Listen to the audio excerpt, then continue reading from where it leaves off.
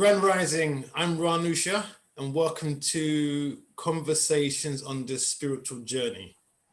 Today I'm speaking with Joy Richu. Grand Rising, Joy. Grand Rising, Ran. A little background, I saw Joy's work on Instagram and I really liked it. And so I got in contact. And from there we had a previous conversation and I'm very pleased that she agreed to come on to the show. Before I speak to Joy, I just read a short bit that I found on her Instagram page. It says, I'm a visual artist and illustrator based in Nairobi, Kenya. I didn't grow up making art, but began exploring it in my early 20s. Sometime in 2016, I really enjoyed sharing and making art, with the purpose to be positive in what I share, because I understand the impact that negative thoughts can have on the way we see the world. So I make a conscious effort to share what I hope is uplifting and encouraging for someone else to look at. That's wonderful, Joy. Joy, can we start with that, Joy? So to make a conscious effort to share what I hope will be uplifting and encouraging for someone else to look at. Where does your art go with that? And where do you go with that as a person?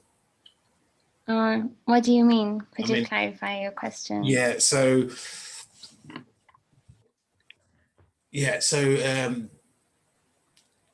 work, you're making this conscious effort to encourage people to uplift. So is that one of the main purposes of your work? Well,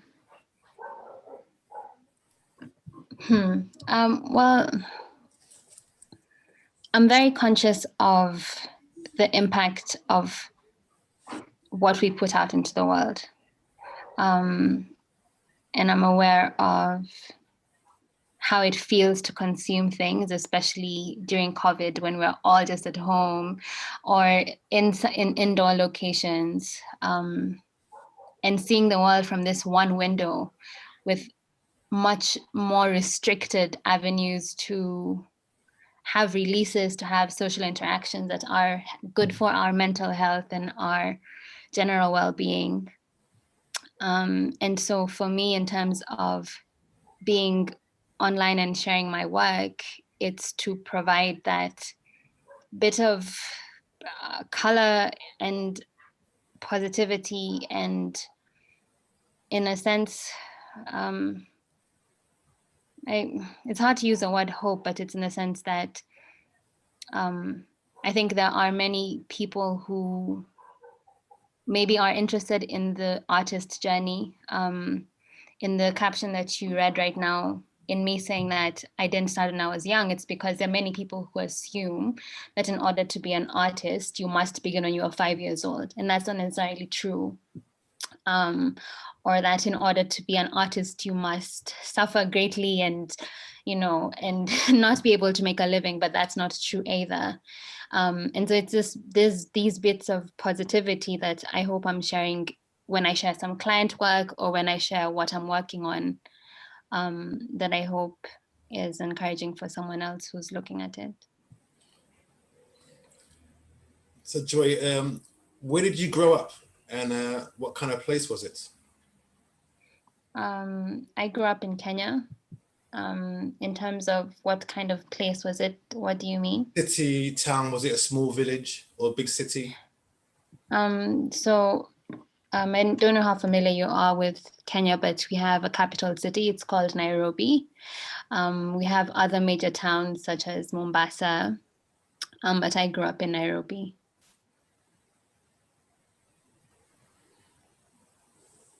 Did you have a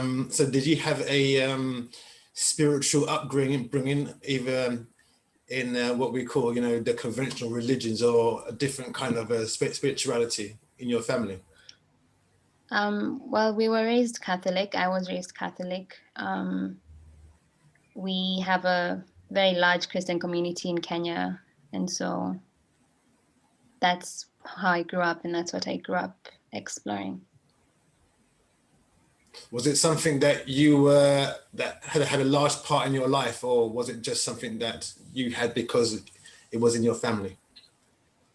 Um, well, it's a good question because I guess when you're young, you adopt the beliefs of your family and you take them on and you explore them, and that's your way of living. And then I guess the beauty of growing up is when you grow up, you get to see, okay, fine, what do I stand for and what do I believe in? But then we all have to start somewhere, and I think that's the basis of parenthood is to, in whatever religion that you follow or whatever spirituality you follow, I guess it's to provide that bit of leadership. And then when your child grows up, they can figure out what they want to explore on their own. So, what kind of student were you like in school? Not a very good one. Um, I guess for the most part, I was not very good. And I guess it's only towards the end that I was able to really do well. But for the most part, I used to spend, at least especially in primary school, I would mostly just look outside the window, imagine things, not focus very much. But I guess school is necessary. You learn other things in school outside of, what you're learning in class. Um, but yeah, that was, I guess, my school. So, when you were looking out of the window, was it you in your own world or in your own imagination? Yeah, and I guess that stays on because even today I find that I prefer just zoning out. No matter where I am, you'll see me in a coffee shop just sitting on my own, thinking about stuff. And if you ask me what I'm thinking about, I couldn't tell you concretely what I'm thinking about. But I don't know, I think there's something interesting in our imagination and in our ability um, to just look out into the world and think thoughts and daydream. Yeah. I know, lots of people who lots of friends that I grew up with have that kind of thing. Did you feel that you were different in some way? I think we all feel different. Mm. I don't think, I think it's hard for you, for me as an individual to see the feeling I feel of being different. And I don't think it would be wise to assume that other people don't feel that same thing. Um, I think we all feel different. Um, but I think at the same time, there are people who are like us in every way. Like, even if we are this super weird person, there's someone else out there who's just as weird, but maybe we just don't know them. And because of that inability to know all the other people that exist in the world, then I guess we end up feeling alone. But in truth, we just don't know that someone else like us out there exists.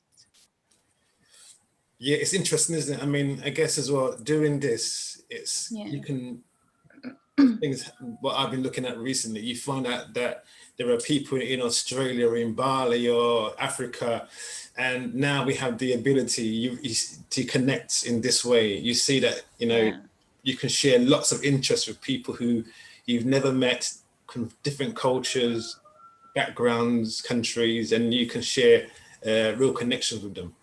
Yeah, for sure. So what happened when you left school?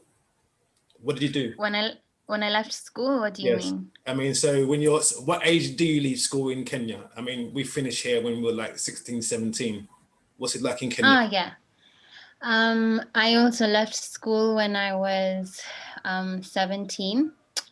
I studied in Vancouver. That's where I got my undergraduate.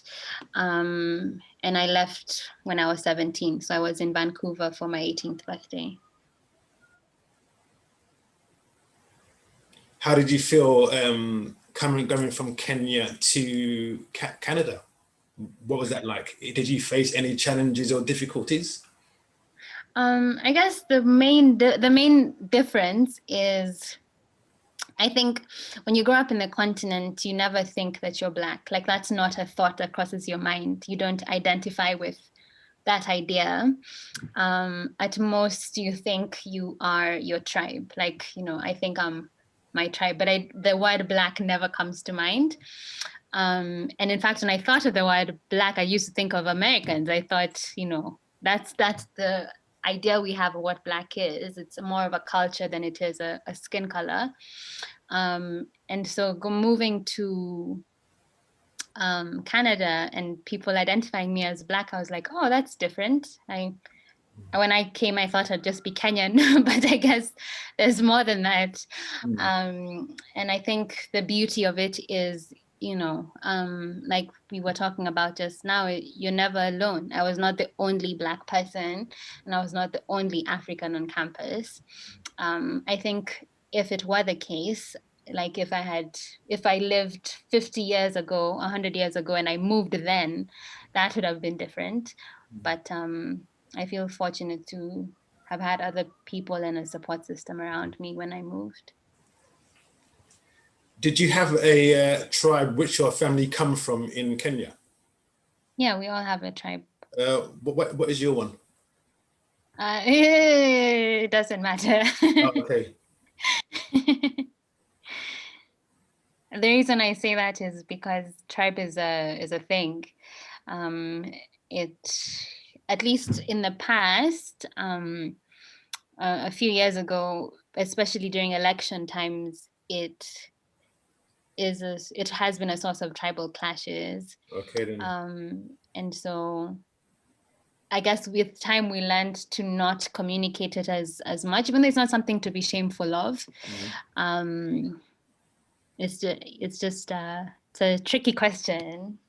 Oh, I see. Okay then. Yeah. So apart from English, what other languages, how many languages do you speak? And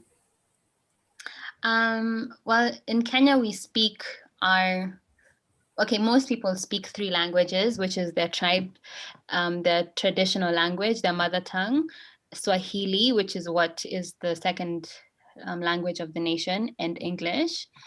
But we learn other languages as people do. We have schools for French, schools for Spanish, and the like. But I'm fluent in those 3, which is, okay, I won't say fluent in my mother tongue. I'm not. I can understand conversations, but I do speak English and Swahili relatively well.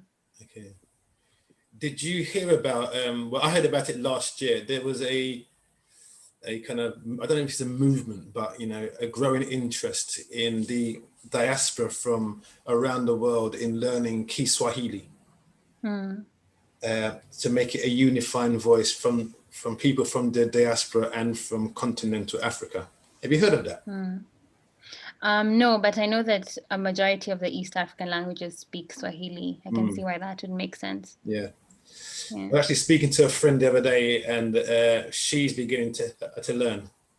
Oh, that's awesome. Yeah, that's really she's from cool. the United States, and I sent out a message the other day to a couple of friends about learning together. Oh, nice. That's really cool. Okay, then so you got to Canada, and you got faced with being Black in Canada. Yes. Yeah. So how did it go? Your time there? Well, like I said, it wasn't terrible. In the sense that I think in general, Canada is a pretty kind place to be. I think there are other spaces where being Black can be a very uncomfortable and scary thing to be. But for example, one of the things that made my time there better is the fact that my brother was there before me. I have an older brother, he's 2 years older than me. And he was at the school before I was. And so he helped in terms of introducing me to other Africans, introducing me to other people within the African diaspora who live in Vancouver, who are in UBC, which is where I went. And so I think in general, having a community is an amazing thing when you're a minority or when you're new to a certain space. I'm grateful to have had people around me in that sense. Were you studying art? I was studying creative writing. Okay. at UBC. That's what I studied. And is the creative writing something that you still pursue along with your art? Um, I guess I'm starting to explore my writing a bit. I had stopped writing quite as much, but I'm going to start going into it a bit more. Okay, so after Canada, where did you go from there? Um, well, after UBC, I went to Vancouver Film School, which is where I studied design. And then I moved to Toronto for a bit. And then I moved home after that. I relocated to Kenya. And were you working then? When I was in Toronto? No, in Kenya, when you returned home to Kenya. Oh, yeah. I worked in advertising for a bit. Okay, then. Yeah. So were you then pursuing your art then? When I was in advertising? Yeah. Well, I don't know what agencies are like in the UK, but actually any job really. I think if you have a very, very demanding job, it's a bit difficult to pursue your passion on the side. Mm. I did make time to still make art. And so by the time I was leaving, I did have some clients that I was working with. And so it made it not as scary a shift to move from being fully employed to being freelance. But yeah, it was good. I mean, a job is good. It teaches you certain things and it shows you certain ways in which the world works, which you would not know if you didn't have a boss or if you didn't have colleagues. So I'm grateful for that time as well.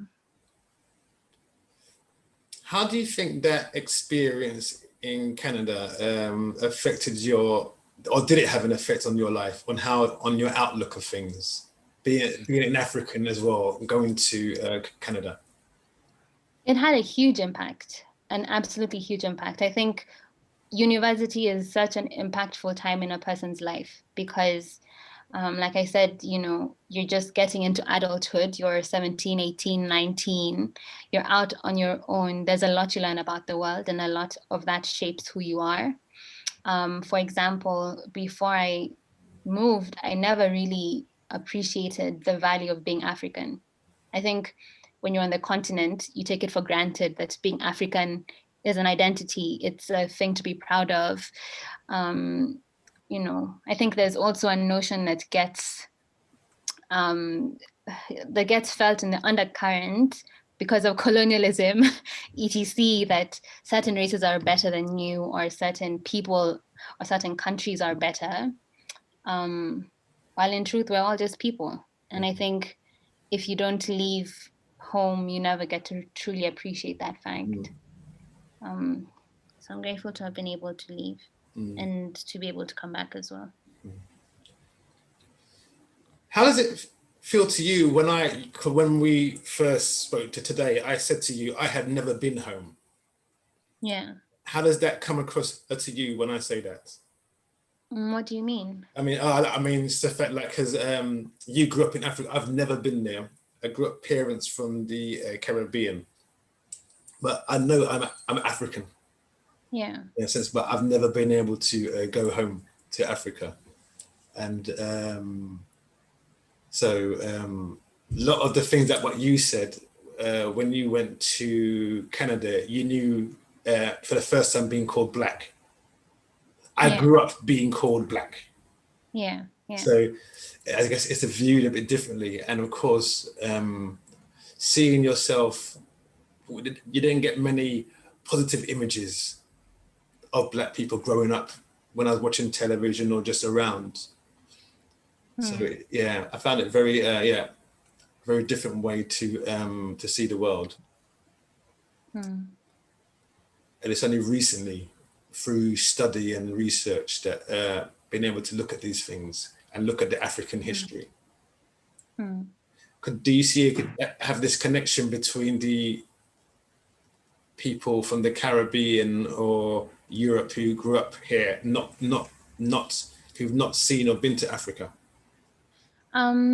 Well, I definitely can relate to that in the sense that, you know, for you, you say growing up, you see a lot of images of Black people being portrayed negatively, and that has an impact on how you feel about yourself, how you feel about the community. I mean, in very similar ways, the same happens with Africans, you know, in the sense that, especially, I don't know if I think things have changed because of social media, and thank God for social media. But for a very long time, it was that the only thing you think of Africa is that we have starving children, we have AIDS, we have all these diseases, and it's like there's so much more to an entire continent, an entire people, than what UNICEF decides to share of this starving child.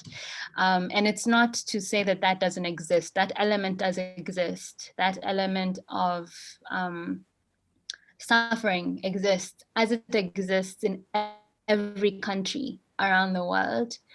But I think there is value in Africans being, and Black people especially, being vocal about their presence and their and sharing what they have to offer to the world. Because if I feel like if we don't, like if the Black people don't share the goodness that exists, no one will show it. And if Africans don't show the goodness that exists, no one will show it. And so it's just in the sense that these negative images exist, but I think we have the opportunity to also add some light into the conversation as well. Yeah. How did this your life in Canada, how did it shift or make you look at your a spiritual life? Well, I guess it's because of the impact of being on your own. Like I said before, like your parents give you something, they give you a foundation of how they think you should develop spiritually. And then when you grow up and you're on your own, you start to really think about, what does this mean to me? And what do I believe in, and what do I subscribe to? And so my time in Canada was important because I got to really understand what faith is from a personal point of view. I think when you're young, you just do things because you're told it's the right thing to do. You don't really understand why you should or shouldn't. And then when you get the choice of doing something or not doing something, then you get to see what you really want to do. I don't know if that answers your question or. Yeah. So is it something, I mean, that you show in your work, your artwork, or maybe even it comes through your artwork? Well, I'd hope so. I'd hope that what I value and the non-human element of creation comes through in what I create. I think the last time we spoke, we touched on a bit about that, in the sense that as a creator, one of the things that I've learned is that there's some ideas that come to you that you don't really understand where it came from, and some insights that you get into putting things into your work that you don't really understand. And that's where the spirit comes in, and that's where God comes in the sense that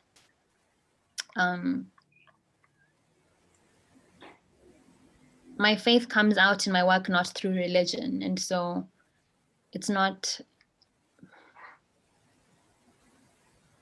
that in my work I try to address a religious point of view necessarily, as much as it is a spiritual point of view, or a spiritual belief in some way. Do you feel that yes, it kind of comes through you? So in some ways, you get out of the way and you just allow the creativity to flow. Is that how you feel? That is what would be the best form of creation, I think. And I think artists who are able to do that and do that on a continual basis are the most, in my opinion, powerful artists. Because I think as humans, we can get so much in the way of creating something magical. Because as humans, you start to question yourself. You start to think, do I have the right to create this thing? Do I have the right to talk on this thing in my creation? What will people think? And all those thoughts that are very human end up interfering. But then if you say, okay, you know what? I'm going to let the spirit take the way. It doesn't matter if people think this is weird or if people think this is completely out of line. I'm just going to let this communicate through me. Then that's the best art. That's really the best art. And it's kind of like you're kind of like a vessel, then, aren't you, for spirit or a consciousness or awareness or whatever you want to call it to act through. Yeah. So what are the things sometimes that get in our way when we're trying to create or do anything? I mean, we have self-doubts, but what else is there that kind of gets in the way? Maybe that noticed. A few things. I'll speak from my own perspective, in a sense that I'm speaking from the perspective of an African woman living in the continent. Some of the things that can get in my way are thinking of what will people think about me as a person if this is the art that I produce, if this is the message that I communicate in what I create, if I work with certain brands, what will they think? Those are things that can really get someone to not create. The thought of, I don't want to look like X, I don't want to look like Y. And I guess that really stems from fear. You're afraid that if people think I am a certain way because of what I create, then you create a whole story in your mind about what that will mean, what that will lead to. And that can get in the way of a lot of creation. To be completely honest, that is in many ways why I didn't write for a long time, even though that's what I studied in school. That was my undergraduate degree. Because at the time I felt I wanted to explore certain topics, but because the written word is so forward and it's so transparent, I was like, oh, everyone will know that I'm not a good person, and da da da da da da. And so I just thought, okay, let me try expressing myself through art. And it's only recently when I've gotten a lot more comfortable, and it's taken years to get comfortable in sharing my ideas through art, that I'm feeling more and more comfortable to say, okay, fine, let me also have some written word. Let me also share in that sense. But it takes a lot. And I think anyone going through it would need to know that it takes a lot. Yeah, because I guess a lot of the challenges our face is overcoming our own self-doubts, not even what other people say. Yeah. So are these feelings that still come up with you? Of course. I don't think, anyway, I hope to one day be the person who's like, no, I don't feel anything like that. In fact, every time, I don't know, like if you see me posting stuff on Instagram, every time before I share that post, I'm always like, oh my God, I don't want to do this. Like people are going to think I'm so weird. Or sometimes even when I'm sharing client work, I'm like, oh no, I don't want people to think that I'm showing off, because I'm not showing off, but I need to share this in order to make more money as a freelancer. And so it's like, you have to get past that voice and you have to be like, okay, fine, all these voices are there in my head, but I still need to do this thing. And so, yeah, definitely for sure. That's what do you do? So the voices come in there, don't do this, Joy, don't do that. So what do you do?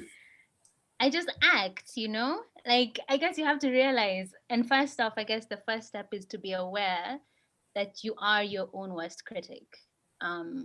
Yes, there are people who might think what you think they're going to think, and that's a given. I think one part of getting over it, and that I'm practicing on, is being okay with people being uncomfortable with what happens or what I share, or being upset in some way, shape, or form, and is to let that not get to you.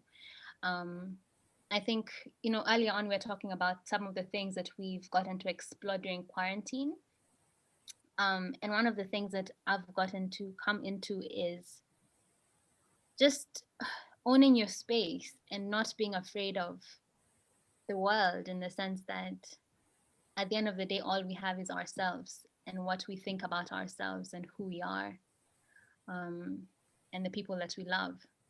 And sometimes I think we get overwhelmed thinking about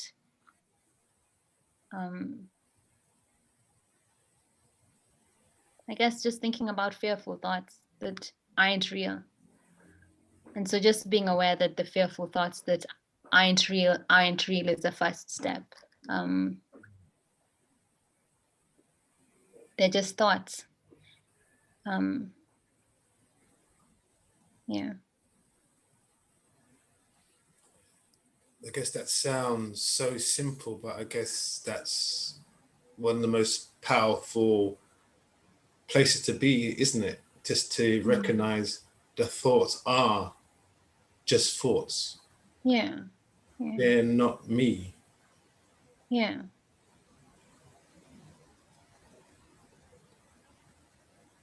Was that a big realization for you, just to acknowledge that? For sure.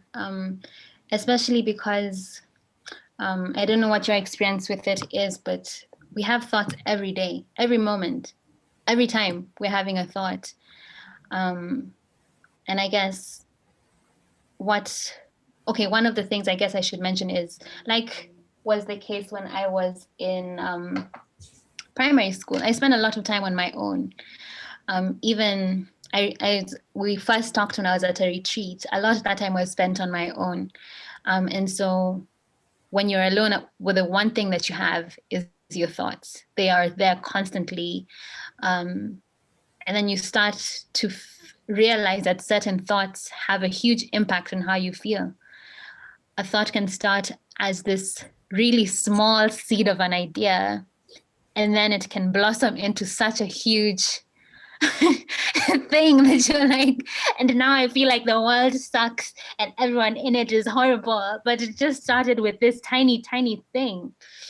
But then getting to the point where I realized and started training myself to be conscious of the feeling that one thought has, and stopping it before it gets to this huge mountain, was a huge realization for me, for sure.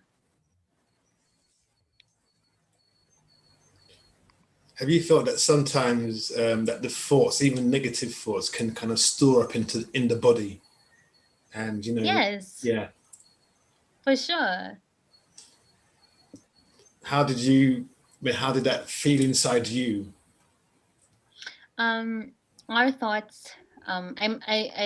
I don't know if this is how you feel about it as well, but our thoughts are the real things. In the sense that there have been times when I've had negative thoughts, and, like, for example, gone to bed with a consistent negative thought, and I've woken up the next day with a cold just because of that thought. There was nothing else that happened in the night that was different from every other night.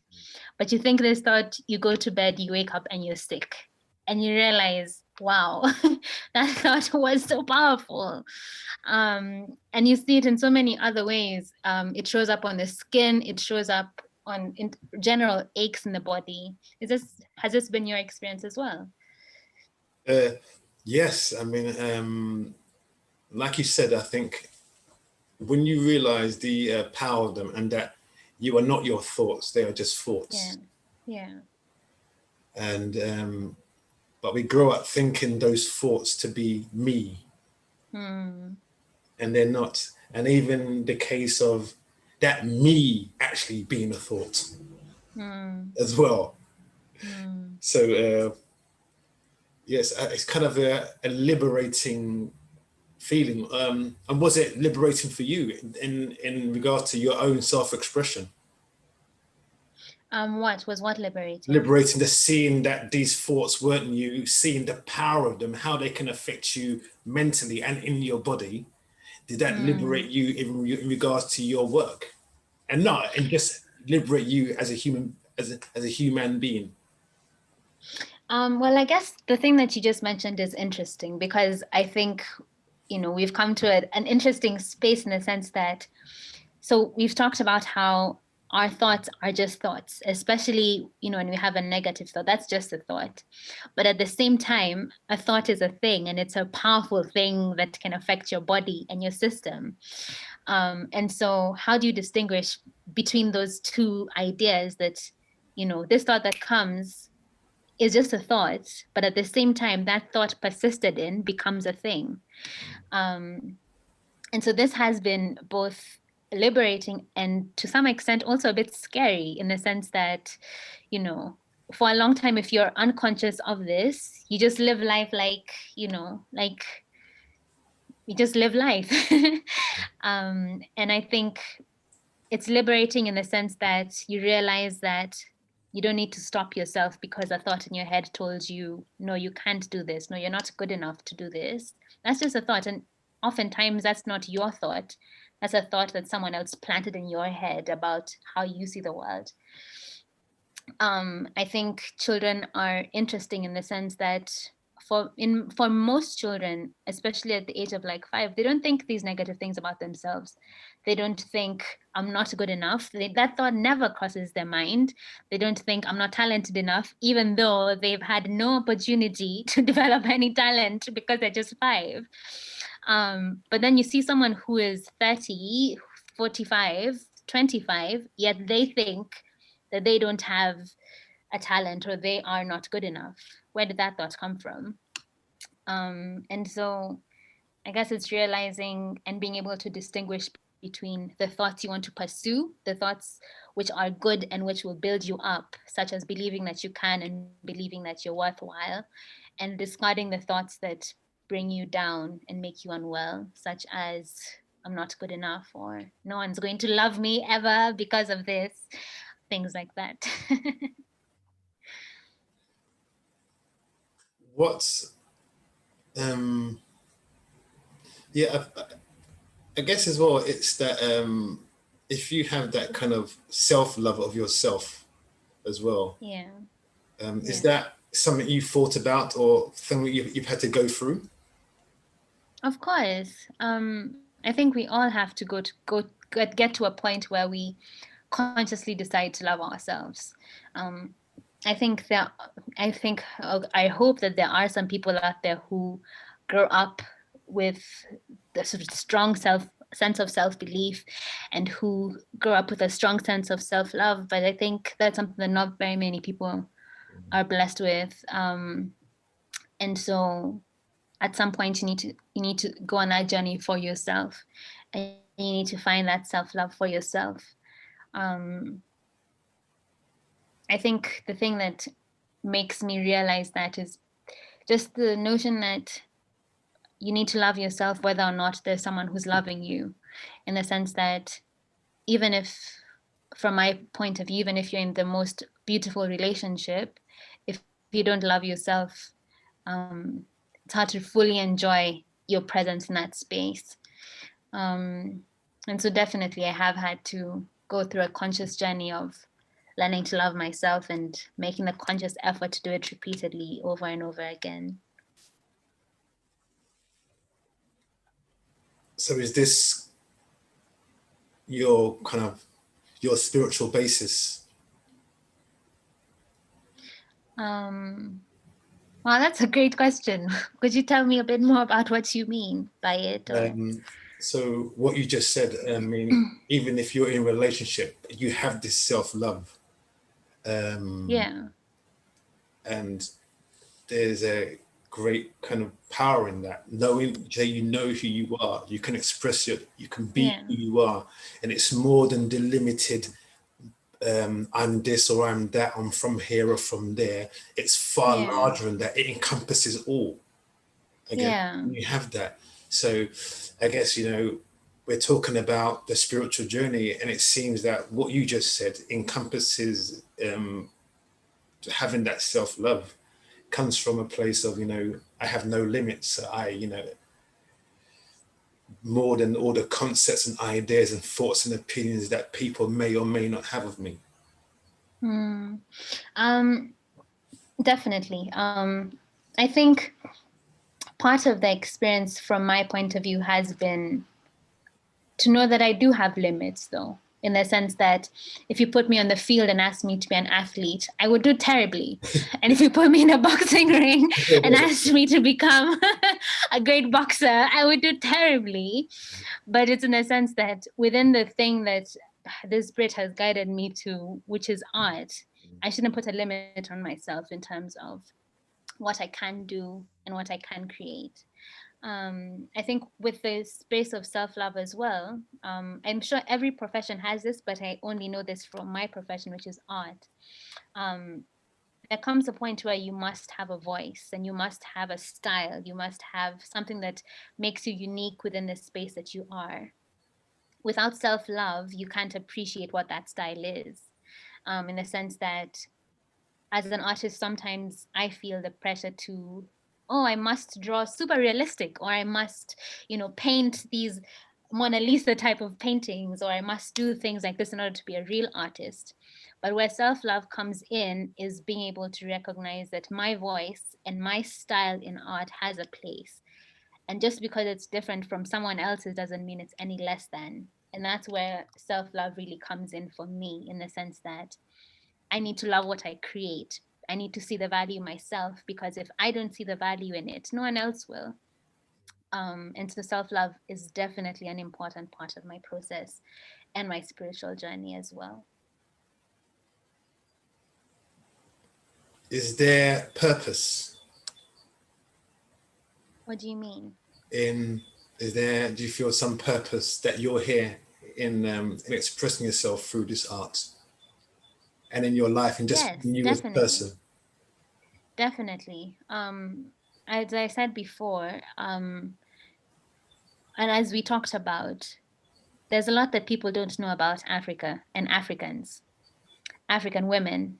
Um, I think if I was to look outside my ego and to stop thinking of joy and to think of me as an idea, in the sense that when someone looks at my art, they don't know who I am. They don't know this. They don't know my story. They don't know, my two parents and my brother and my childhood. They only see this one thing, which is an African woman.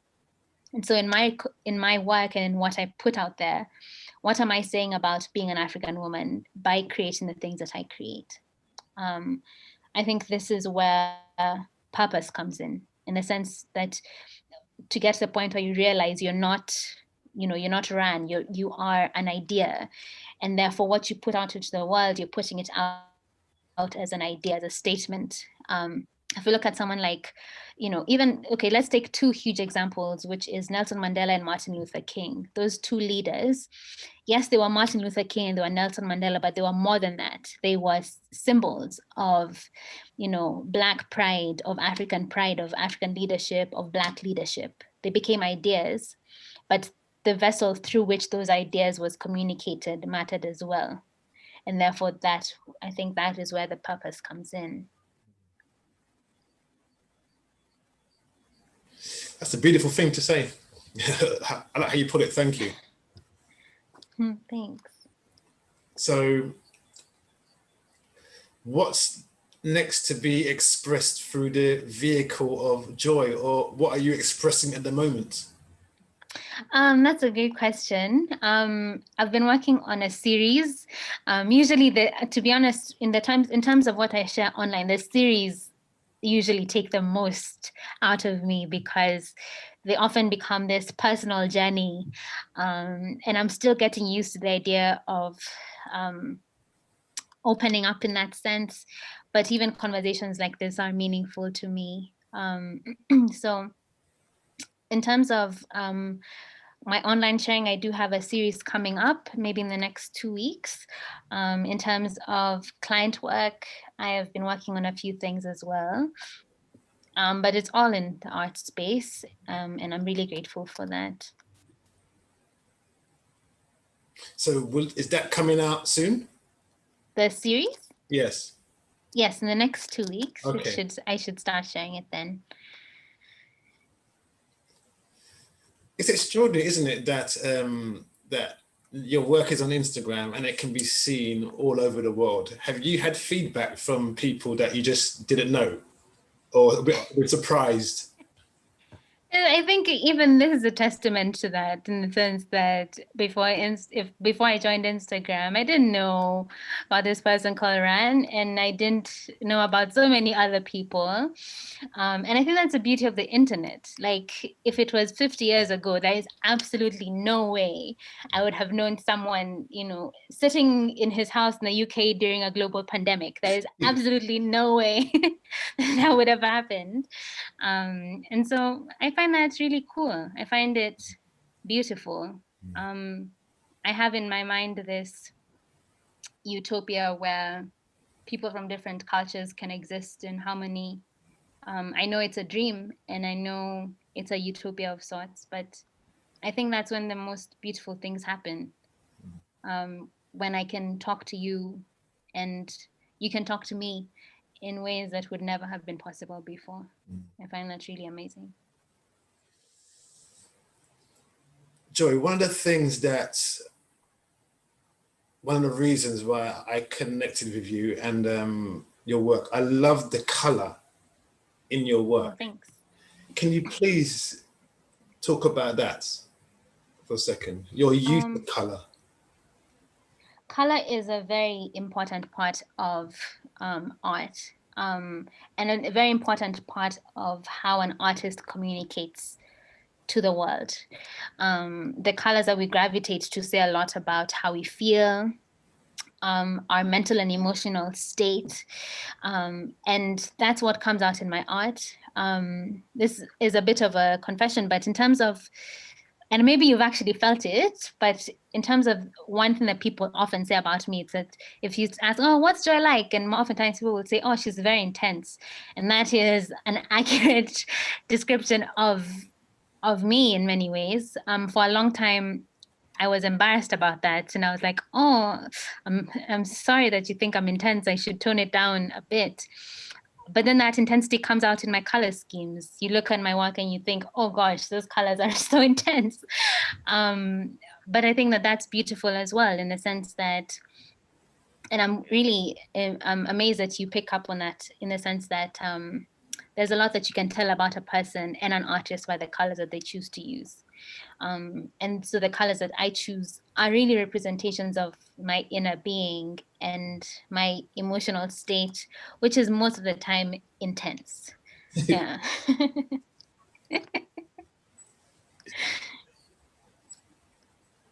So can you look back of things that you've painted and say, I was feeling this particular emotion with this painting, with this painting, I was feeling this particular emotion. Can you look at your paintings and say that? Oh, for sure. For sure. I think the other day I was looking through my recent pieces online, and I was like, I can see exactly what I was feeling just by looking at the progression of color schemes and combinations. So yeah, for sure, you can definitely see. And I think if you knew me really well, you'd be able to notice as well. Okay. Yeah. And also another thing about your art, the shapes that you make. How do they come about? What about the shapes? The curves, the lines, how you frame them, how you frame the pictures, the colors in different parts of the picture. I feel like there's a story going on with just the shapes that you make. There is. And I think, or I hope, I'm praying that with time I'll be able to. Actually, Iran, I'm interested in knowing what you think, in the sense that, do you like it when I share content? I mean, like context behind the piece, or do you prefer to interpret it for yourself? Because I'm always torn between those two. Yeah. Well, I was drawn in by the color and the shapes. Yeah. That was my initial introduction to you as an artist. Yeah. And so again, asking you to do this show, The Spiritual Journey, I just felt there was a lot coming through it, which is why I asked you to come on. because I felt very powerful. So for me, that was first. I have read some of the text below it, but the first thing was the color first, and then the shape. Yes, the shapes are also driven by feeling, in the sense that certain times, and I think especially with a lot of my older work, which isn't online, when you feel very anxious or when you feel upset, the shapes that are created then are a lot more sharp and a lot more, I don't know if this makes sense, but ragged. You can tell that it's frustration, it's anger that's coming out. And then other times, as you notice in my work, when the shapes are more smooth, more flowing, more fluent, that's also an emotional state, and it's also a feeling. And so those do definitely come out in my work as well, in terms of the shapes I choose and the colors I use. There was one which I was just rewatching this morning. It's of yourself, and it's in speeded up mode. Can you tell us a story behind that one? Which one? I think there's 3 right now on my page. I can't remember. Yeah, I think it's the colors were. I think it's mainly yellow and red. I think. Oh, that's the most recent one. Yeah, and speed it up. First, you're sitting on the right, then you go to the left, then you go back to the right. It's speeded up. So what do you want to know about that piece? How did that come about? Why did you film it? What was happening on that particular day? Well, with those pieces, so I have different types of art. With those pieces, those are purely feeling-driven pieces. For all the ones that I do a video with, it's in the sense that I start without an idea of what I'm going to create. I just start with, I have a feeling and I want to express this feeling on the paper through paint and color. And so what was going on was I had just come back from my retreat. And because of, for 2 reasons. First off, those paintings are very cathartic for me, in the sense that I feel like I've expressed so much at the end of those pieces. At the same time, they're also super time consuming. And so the reason that I don't do them every single time I share is just for those 2 reasons. But what was going on was I had come back from a retreat, and I felt that there is something to communicate that I don't have words to just yet. And so this piece is a way for me to express that, even though the words haven't formed and even though the concrete idea isn't there. But I really enjoyed making that. I enjoyed making that piece. What kind of retreat were you on? This is the one that we first spoke during, the creative retreat. So that's just when I had just come back from that. So what was it like there working with, I guess, being around lots of other artists? Was that inspirational for you? So usually when I go on those, I usually go on them on my own. And I go with the intention to create, because sometimes when you're working continuously at home, you don't get the time to just create off the, and create exclusively and not focus on client work or anything of that sort.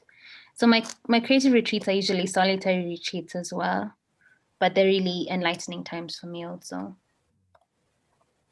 So are they out in the country, in the? Yeah. Okay. Yeah. What kind of places are they? What kind of places? So the beautiful thing about Kenya is there's such a diversity in terms of environment. For this one, I went to a town called Eldoret, which is, it's a rural space. It's near Uganda. I don't know if that gives any context, but it's in Western Kenya, and the environment is just really different from what it is in Nairobi. The pace of life is very slow. you can't just order in as you can as easily in Nairobi. So that was a thing to adjust to as well, cooking for yourself, etc. But it was good. A change in environment is always a good creative boost.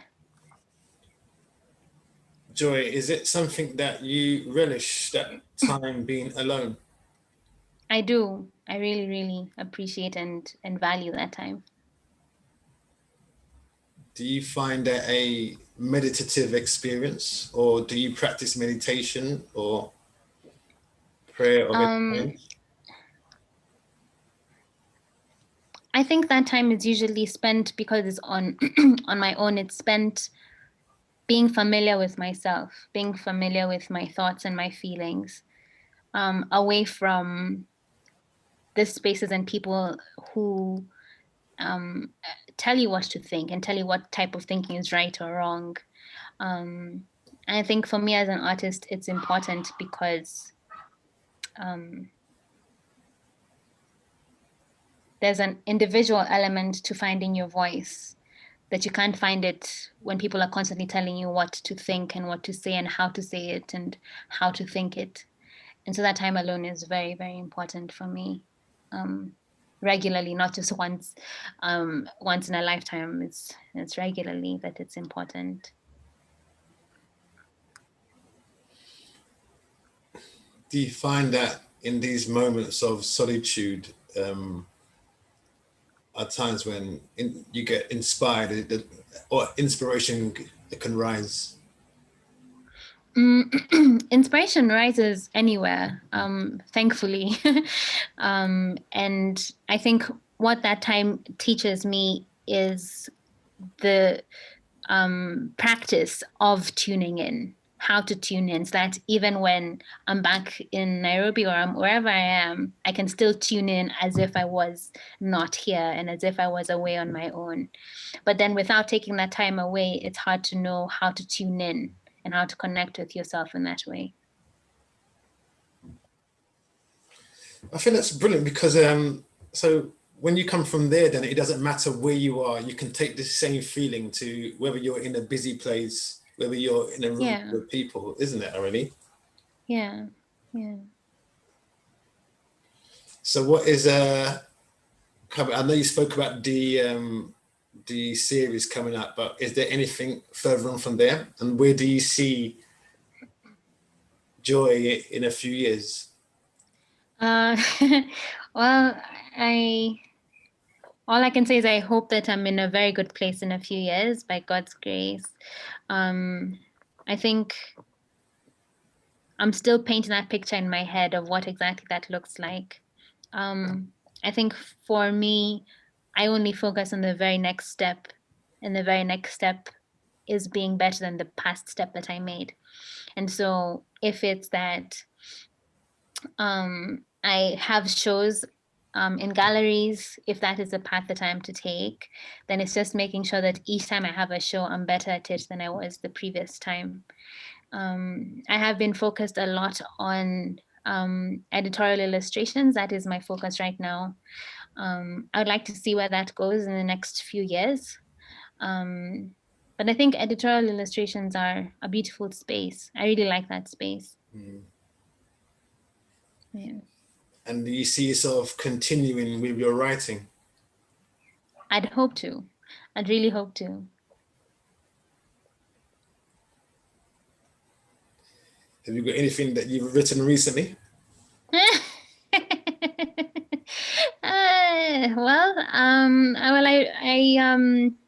I do write. I think I'll wait a bit before before I share that. But I'm getting my confidence there, and I will arrive. I will arrive. Okay then. Joy, I would like to say thank you very much for agreeing to come on the show. It's a pleasure to speak with you. You're most welcome. And I've learned a lot today. Thank you. So that's a huge blessing. So thank you very much. You're most welcome. And thank you for listening to the show, Conversation on Art with Joy Richu. And I'll see you next time. Bye. Bye.